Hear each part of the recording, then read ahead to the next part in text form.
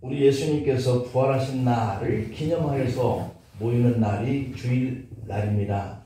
근데 오늘은 또 성탄절과 겹쳤는데, 이 날은 우리 예수께서 우리를 이처럼 사랑하셔서 이 땅에 사람의 몸을 가지고 오셔서 인류의 죄악을 대신 담당해 주셔가지고 우리를 구원의 자녀 삼으신 이러한 기쁨의 날이 성탄을 우리가 맞이하면서 주께 예배드리는 그러한 날입니다. 우리는 과거에 죽었었던 자리에 있었지만 이제는 새로운 생명의 영생의 자리로 옮겨져 이렇게 예배를 드리는 하나님의 자녀가 되는 것을 감사하십시다. 요한복음 3장 16절 말씀에 보면 하나님이 세상을 어떻게 사랑했다? 이처럼 사랑했다. 이처럼이 무엇일까요? 바로 십자가상에서 자신이 대신 죽으시는, 그리고 우리를 그 죄값을 다 대속했다라고 하는 계획을 성취한 사건이 이처럼 사랑하사 하는 그런 사건인 거예요.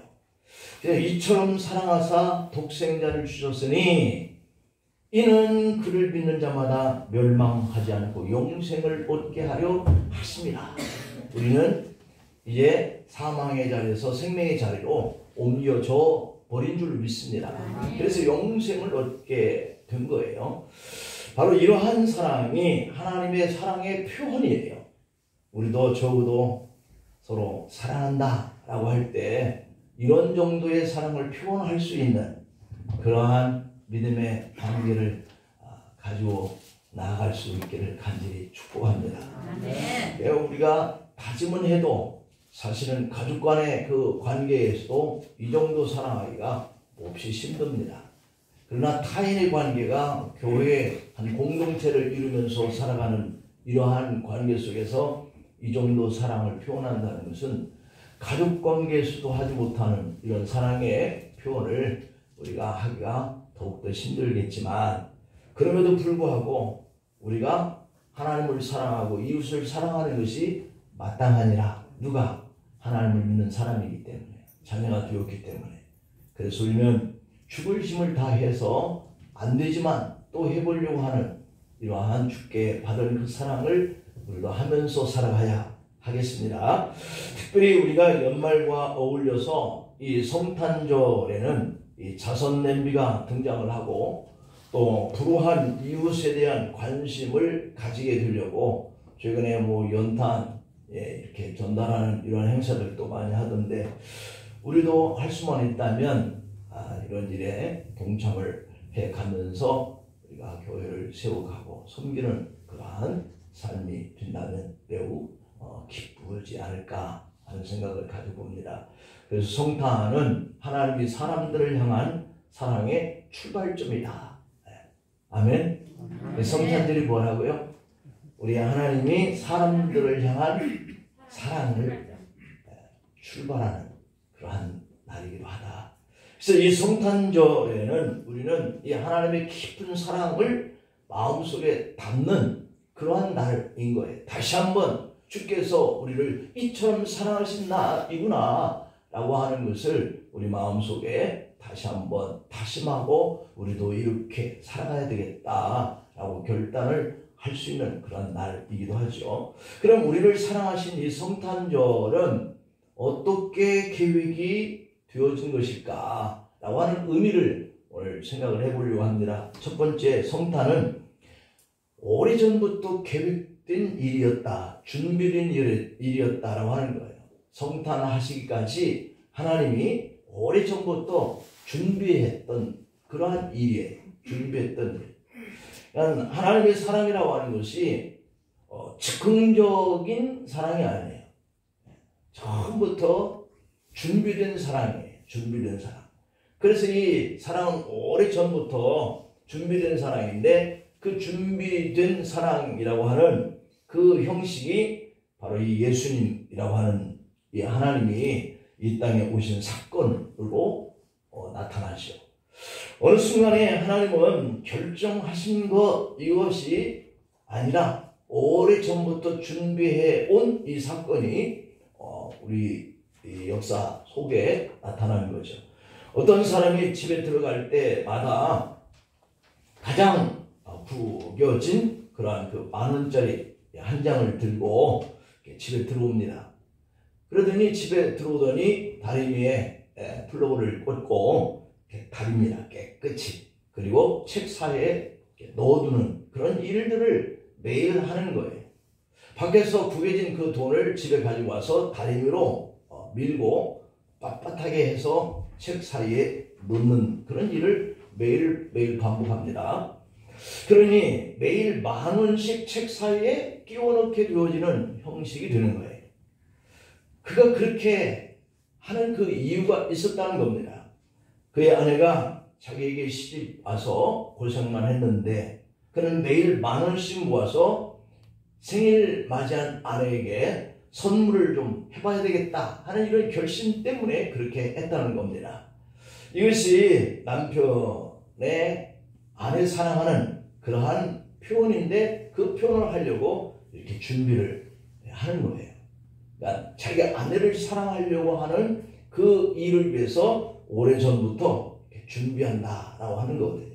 그래서 1년이면 누구든지 다 생일이 돌아오는데 그 생일날까지 오늘 첫날부터 그렇게 해봐야 되겠다 해서 매일 한 장씩을 깨끗이 다리미로 밀어서 책 사이에 끼워놓고 언제까지 하겠어요? 생일날까지 그렇게 하는 것 아니겠어요? 그래서 이 말을 듣고 야 그렇구나. 사랑이라고 하는 것이 그냥 즉흥적으로 하는 것이 아니라 준비되어져서 하는 것이 사랑이구나 하는 것을 깨닫게 되었습니다. 여러분, 하나님은 우리를 구원하기 위해서 바로 이 외아들 예수 그리스도를 보냈는데 그 보내시기까지 많은 준비가 있었다는 것이 놀랍게도 그 일에 만세 전부터 계획된 일이다 성경은 말씀합니다. 이사야 7장의 14절 말씀에 보면 그러므로 주께서 친히 징조를 너희에게 주실 것이라. 보라, 처녀가 잉태하여 아들을 낳을 것이요 그 이름을 임마누엘이라 하리라. 이렇게 얘기를 하고 있는데 이 당시에 선언했던 이 예고의 말씀이 700년 후에 나타납니다. 700년 후에. 대단하죠? 이렇게 할 것이다. 임마누엘을 함께 한다는.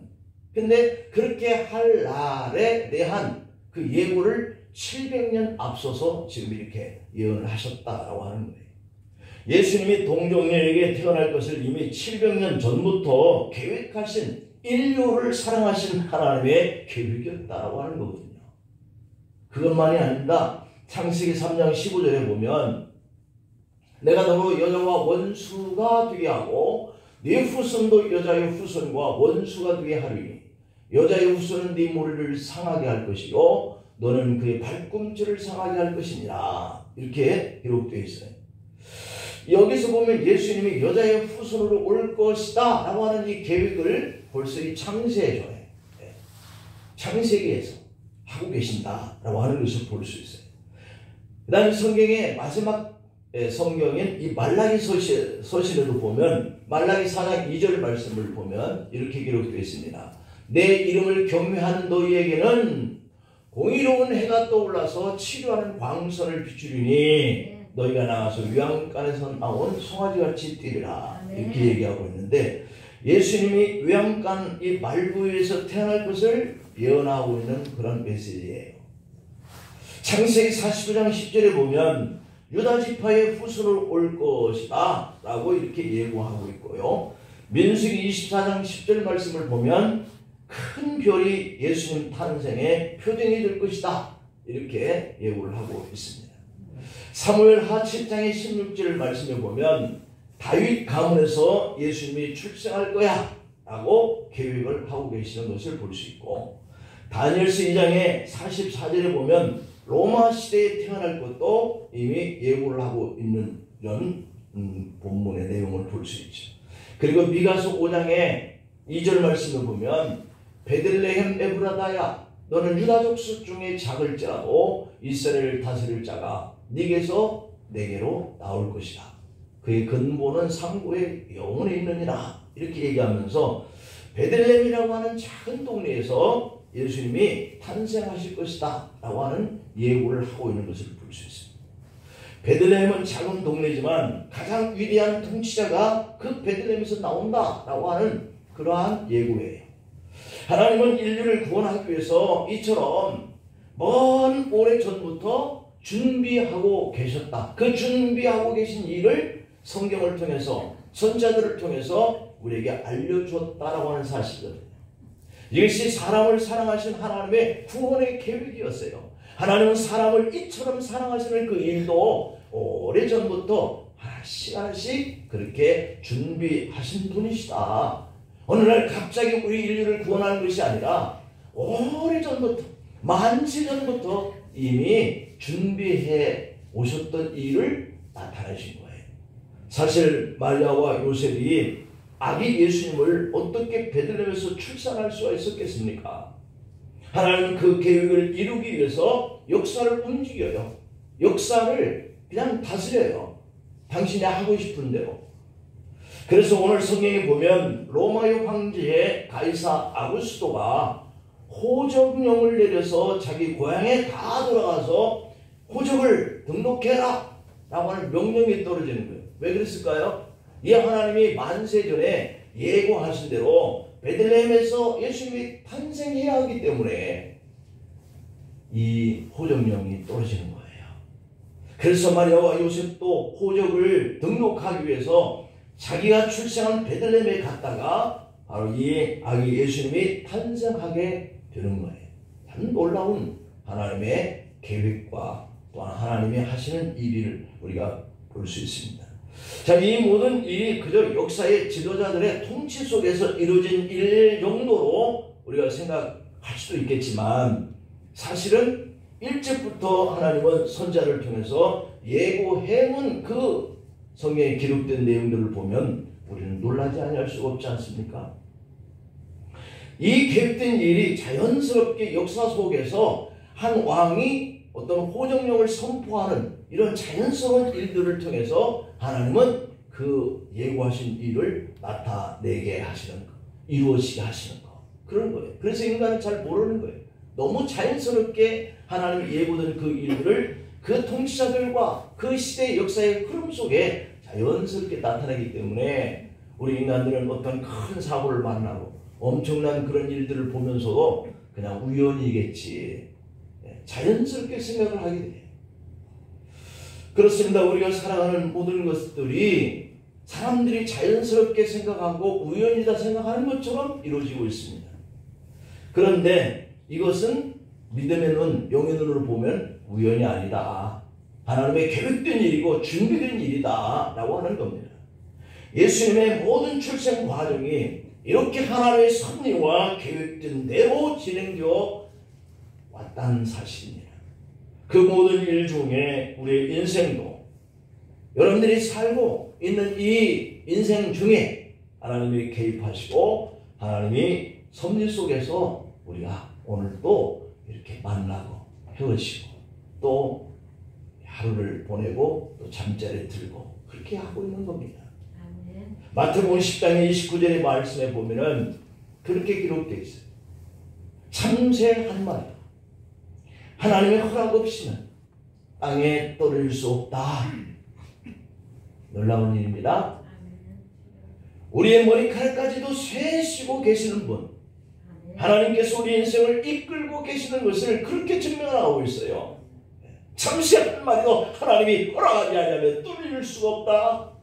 너희 머리카락이 몇 개인지도 내가 다 셀 수 있다 라고 하는 것은 그 정도로 세시는 분이 정확하신 분이 우리 인생에 이끌어가는 그 과정 속에 섭리하시고 함께 개입하셔서 동행하신다는 이 사실을 너희가 믿어야 하지 않겠니? 라고 하는 것을 가르쳐주고 있는 거죠.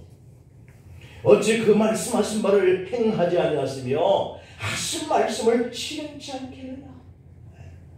그런 분이다. 예수 그리스도의 성탄 그 일은 바로 거룩하신 하나님의 사랑의 계획 속에서 오래전부터 준비되어져 오늘 이 시대의 역사 속에 2022년 전에 베들레헴에서 하신 줄 믿으시기를 간절히 소망합니다. 그 다음에 두 번째, 우리는 그럼 이 성탄을 통해서 뭘 해야 되느냐? 하나님의 사랑을 알아야 한다라고 하는 거예요. 오래전에 이처럼 사랑하사 하는 그 일들을 나타내시기 위해서 준비하신 그 하나님이 나타나셨는데 오늘 우리는 그 사랑을 알지 못한 채 살아가면 되겠습니까? 바로 예수님이 낮은 자의 모습으로 육신의 몸을 가지고 이 땅에 하늘보다를 버리시고 오신 그분인데, 그렇게 오셨다고 하는 이 사실을 우리가 알지 못하면 안 되지 않겠어요? 예수님이 태어날 곳이 얼마나 많았겠습니까? 여기 계신 여러분들이 출생지가 다 다르듯이 말이죠. 네. 태어난 그 장소가 다 다르듯이 말이죠. 얼마나 많은 장소와 태어날 곳이 있겠습니까? 많은 주님은 왜 하필 준비된 대로, 계획하신 대로, 예고하신 대로 그 자리에 태어나셨느냐는 말이죠. 호화로운 왕궁의 왕자로도 오실 수 있었지 않겠어요? 더 많은 재벌집 안방에서 태어나실 수도 있었지 않겠어요? 그럼에도 불구하고 하나님이 그렇게 하시지 않은 것은, 예수님을 말구에서 태어나게 하신 것은 예고된 대로 오시기 위해서 손을 키우는 외양간을 택하신 거예요. 여러분, 우리가 시골에서 자라는 분들은 이 외양간이라고 하는 그 현장을 너무도 잘 아시잖아요. 저도 어렸을 때 집에서 소 한 마리씩 기르시는 아버지의 그 밑에서 이렇게 그 외양간의 모습을 보고 자랐잖아요. 건물이 깔려져 있고, 저 한쪽 구석에는 그가 배설물을 이렇게 쏟아놓은 자리 있고, 또 한쪽에는 그 먹이통이 있고, 아주 지저분합니다. 그야말로 더럽고 냄새나는 곳이죠.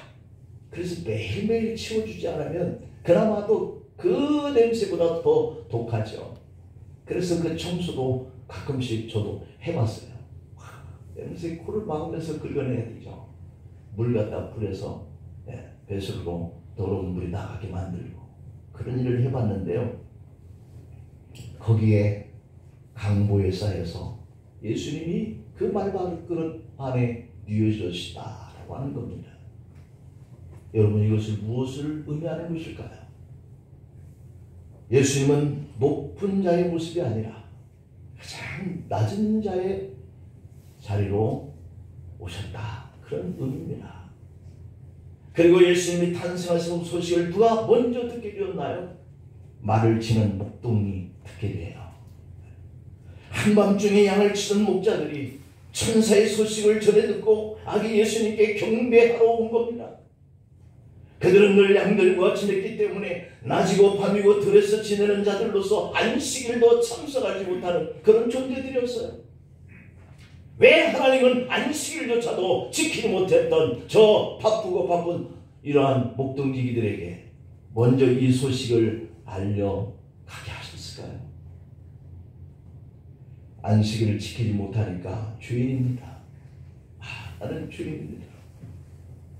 죄인이 되어서 주님 앞에 나오지 못해서 예배드리지 못하는 그 바쁜 일과 속에 내가 계속 살던 사람이 어느 날 주일이라고 교회에 왔는데 눈물이 앞을 가려서 예배를 드릴 수 없습니다. 드리고 싶어서 오고 싶어 했던 그 장소에 오고 보니 그동안의 자신들이 이와 같이 올 수 있는 이 장소에 한번 나오지 못했던 그 삶이 너무 슬픈 거예요. 그래서 눈물을 흘립니다. 바로 그 자리에 그가 왔다고 하는 것, 죄인의 모습이죠. 그렇게 당시에 가장 멸시받았던 무리들이요, 안식일을 지키지 못했기 때문에 멸시를 받는 겁니다. 죄인들이 목자들이었습니다. 그런데 그 죄인들에게 가장 기쁜 소식이 전해졌다라고 하는 것은 무엇을 의미해요? 가장 낮은 자에게 전해진 이 복음이라는 사실이에요. 저렇게까지 죄된 그런 모습으로 살아가고 있는 저들에게 이 복음의 소식이 가장 먼저 전해졌다라고 하는 것, 이것은 사람들에게 차별이 없다라고 하는 주님의 사랑이에요. 예배 한 번 더 드리고 덜 드렸다고 해서 하나님이 사랑을 차별할까요? 그렇지 않다는 것을 보여주고 있습니다.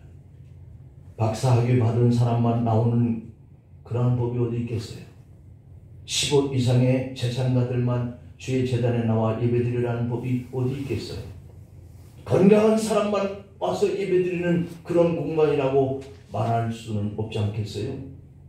마태복음 11장 29절과 30절에 보면 그렇게 기록되어 있습니다. 수고하고 무거운 짐진 자들아 다 내게로 오라. 내가 너희를 쉬게 하리라.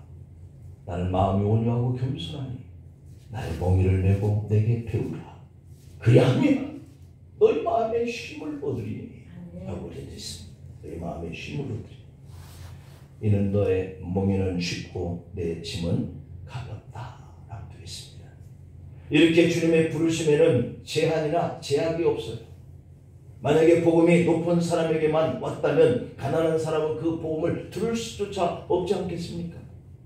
그러나 복음이 낮은 자로 왔기 때문에 모든 복음이 모든 사람에게 전해질 수 있고 들을 수 있게 된 거예요.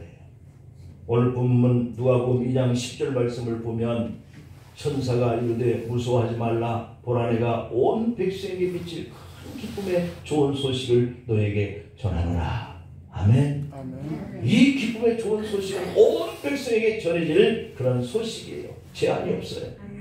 정부의 정책도 어떤 때는 특별한 사람만을 위한 정책일 수 있지 않겠어요? 노인들을 위한 정책, 어린이들을 위한 정책, 가난한 사람들을 위한 정책, 이런 정책은 보통 사람에게는 그림의 떡이지 않겠습니까? 그러나 복음은 온 백성을 위한 거예요. 누구든지 이 복음 앞에 주님을 믿고 영접할 수 있는 큰 기쁨의 소식이라는 겁니다. 말구의 낮은 곳으로 오신 예수님의 탄생, 여러분을 향한 하나님의 편견 없는 사랑이구나. 이런 사랑이 만세전부터 준비되어진 하나님의 구원의 계획이었구나. 이것을 우리 알아야 할 줄 믿습니다. 마지막 세 번째로는 성탄을 통한 하나님의 사랑은 어떻게 나타내고 있는가 하는 거예요. 우리를 죄에서 구원하기 위해서 오셨다는 거죠. 오늘 본문 11절 말씀을 보면 오늘 다윗 동네에 너희를 위하여 구주가 나셨으니 그 그리스도 주시다 이렇게 얘기하고 있죠. 이 그리스도라고 하는 이 말은 기름 부음 받은 자, 메시아라고 하는 의미예요. 이스라엘 백성들이 간절히 기다렸던 그 구원자, 메시아. 이것은 인류를 죄에서 구원할 메시아가 오셨다고 하는 뜻이거든요. 마태복음 1장 21절에 보니까 아들을 낳으리니 그 이름을 예수라 하라. 이는 그가 자기 백성을 그들의 죄에서 구원할 자이심이라. 그렇습니다. 아담과 하와가 죄를 범한 이후에 인간에게 죄가 들어오잖아요. 이 죄는 사람에게 불행과 고통과 아픔과 죽음을 가져왔어요. 그런데 예수님은 인류의 이런 죄로부터 구원하기 위해서 사람의 모습을 입고 이 땅에 오신 이 사건이 오늘의 성탄이지 않습니까? 이 땅으로 낮아지신 예수님은 십자가에서 피를 흘리십니다. 그 피는 우리 인류가 지은 이 죄 값이라는 거예요. 그래서 대속이다, 대신 졌다 이런 뜻이잖아요. 우리 죄를 대신 지시고 담당해 주십니다. 내가 져야 할 그 무거운 죄의 십자가 위에서 주님이 대신 지고 피를 흘리셨어요. 이사야 53장의 3절부터 6절까지 보면 이런 이야기가 기록되어 있습니다. 그는 멸시를 받아 사람에게 버림받아졌다. 간고를 많이 겪었다. 그래서 질고를 아는 자라 이랬어요. 마치 사람들이 그에게서 얼굴을 가리는 것같이 멸시를 당하였고 우리도 그를 귀히 여기지 아니하였노라 이렇게 되어 있습니다. 그는 실로 우리의 질고를 지고 우리의 슬픔을 당하였거늘 우리는 생각합니다. 그는 징벌을 받아 하나님께 받아야 돼. 이렇게 생각했다는 겁니다. 그가 찔림은 우리의 허물 때문이고 그가 상함은 우리의 죄악 때문이다. 그가 징계를 받음으로 우리는 평화를 누리고 그가 채찍에 맞음으로 우리는 나음을 받았도다. 우리는 다 양 같아서 그릇 행하여 각기 제 길로 갈거늘 여호와께서는 우리 모두의 죄악을 그에게 담당시키셨도다. 그분은 우리를 죄에서 구원하기 위해서 오셨습니다. 그것이 바로 하나님의 사랑의 표현이에요. 여러분 첫 번 성탄절에 아기 예수가 이 땅에 오셨지만 아무도 그분을 영접하지 못합니다. 그분은 왜 말구에서 뉘어지셨던 것일까? 성경에서 가장 비극적인 말씀은 요한복음 1장 11절의 말씀이에요. 자기 땅에 오매 자기 백성이 영접하지 아니하였다. 왕이신 예수님이 이 땅에 오셨지만 아무도 그분을 모시지 못했다라고 하는 거예요. 그때 헤롯 왕이 섰습니다. 그는 자기의 권력과 명예를 탐하는 자에 그는 아기 예수님을 죽이려고만 했지 영접하지는 못합니다. 오늘 이 시대에도 그런 사람들이 많아요. 그 시대에 많은 대칠상과 서기관들이 있었지만 누구도 아기 예수님을 영접하려고 하지 않았습니다. 여관 주인도 그리고 수많은 사람들도 이런저런 일로 무관심하고 마음이 바빠서 아기 예수님께 대하여 관심이 없었어요. 오늘날도 우리는 어디에 관심을 가지고 살고 있을까? 변함없는 사랑으로 우리를 찾아오시는 그 아기 예수님을 맞이할 마음의 준비가 되어 있는 것일까? 성탄절의 진정한 의미는 아기 예수님을 마음속에 모시고 사는 것입니다. 오늘 예수님은 여러분과 저에게 어떤 모습으로 오실까? 가난한 자의 모습으로 오실까? 지친 자의 모습으로 오실까? 병든 자의 모습으로 오실까? 소외된 자의 모습으로 오시는 겁니까? 고통받은 자의 모습으로 오시는 것일까? 모릅니다. 성탄의 주님은 우리에게 마음의 문을 열고 그들에게 관심을 가지라고 맞이하라고 그렇게 하실 것이라고 생각이 돼요.